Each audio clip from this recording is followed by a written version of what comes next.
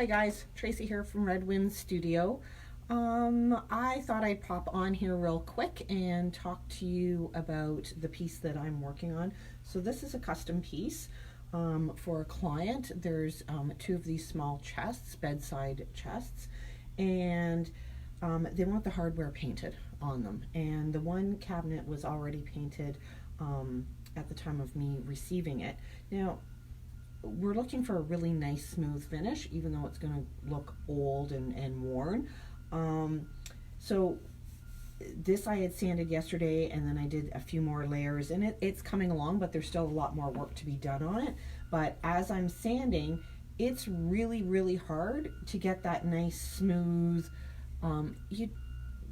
feeling on the hardware as well. It's really hard to sand. You can't really sand this stuff. You're dealing with flat paper. Do I have any paper kicking around here? So how do you sand something like this with sandpaper? It's almost impossible.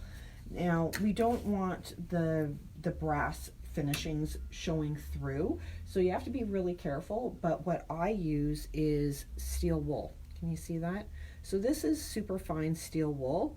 I didn't get this one out of the bag. It was just sitting in the drawer. So I'm thinking that this one is probably the finest, which is the 4 zeros. And it works really well. So it does work like sandpaper. So you do have to be really careful that you don't rub too hard and knock the paint off. Now I've gone over it once already, but I needed to do a little bit more touch up and a little bit more layering. So I'm just going over it super gently, and just that really light touch knocks the burrs off and smooths the paint out so that it doesn't feel rough like chalk paint usually feels. It feels chalky usually.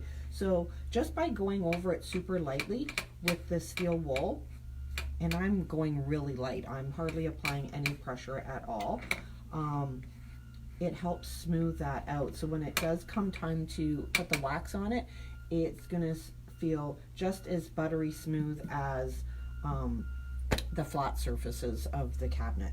So that's my little tip for today, steel wool. Do try to make sure that you get as much of this off as possible, because you're gonna get little bits falling down and maybe even stuck on it. So get an old brush, dust everything off, vacuum it with a, if you have a soft bristle attachment, vacuum it as well. Just because if you do go and use a clear coat over top of this, it's water-based, and any little bits of this left on the piece will rust, and you don't want rust on your piece, obviously. So it's not too bad if you're going to be waxing, but if you're going to be using a clear coat and using steel wool, they don't go very well together. So just keep that in mind. So that is my little painting tip for today, how to get weird surfaces smooth.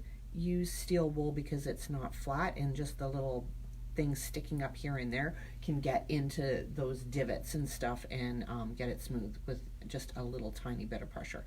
So you guys have a fabulous day. If you're looking for any other tips, check out my Facebook page. I have a YouTube channel as well, and there are some blog posts, not so much video, I haven't gotten to that yet, on my website as well, redwindstudio.ca. I need to figure out how to get the videos onto there. That will